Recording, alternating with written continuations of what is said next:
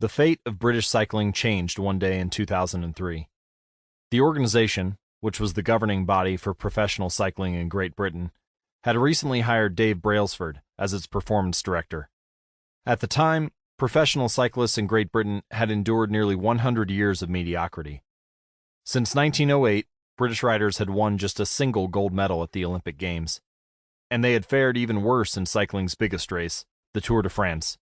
In 110 years, no British cyclist had ever won the event. In fact, the performance of British riders had been so underwhelming that one of the top bike manufacturers in Europe refused to sell bikes to the team because they were afraid that it would hurt sales if other professionals saw the Brits using their gear. Brailsford had been hired to put British cycling on a new trajectory. What made him different from previous coaches was his relentless commitment to a strategy that he referred to as the aggregation of marginal gains, which was the philosophy of searching for a tiny margin of improvement in everything you do. Brailsford said, "The whole principle came from the idea that if you broke down everything you could think of that goes into riding a bike and then improve it by 1%, you will get a significant increase when you put them all together." Brailsford and his coaches began by making small adjustments you might expect from a professional cycling team. They redesigned the bike seats to make them more comfortable and rubbed alcohol on the tires for a better grip.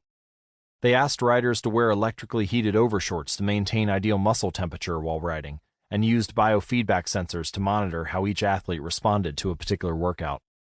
The team tested various fabrics in a wind tunnel and had their outdoor riders switch to indoor racing suits, which proved to be lighter and more aerodynamic. But they didn't stop there. Brailsford and his team continued to find 1% improvements in overlooked and unexpected areas. They tested different types of massage gels to see which one led to the fastest muscle recovery. They hired a surgeon to teach each rider the best way to wash their hands to reduce the chances of catching a cold. They determined the type of pillow and mattress that led to the best night's sleep for each rider. They even painted the inside of the team truck white, which helped them spot little bits of dust that would normally slip by unnoticed, but could degrade the performance of the finely tuned bikes. As these and hundreds of other small improvements accumulated, the results came faster than anyone could have imagined. Just 5 years after Brailsford took over, the British cycling team dominated the road and track cycling events at the 2008 Olympic Games in Beijing, where they won an astounding 60% of the gold medals available. 4 years later, when the Olympic Games came to London, the Brits raised the bar as they set 9 Olympic records and 7 world records. That same year, Bradley Wiggins became the first British cyclist to win the Tour de France. The next year, his teammate Chris Froome won the race, and he would go on to win again in 2015, 2016, and 2017, giving the British team 5 Tour de France victories in 6 years. During the 10-year span from 2007 to 2017, British cyclists won 178 world championships and 66 Olympic or Paralympic gold medals, and captured 5 Tour de France victories in what is widely regarded as the most successful run in cycling history.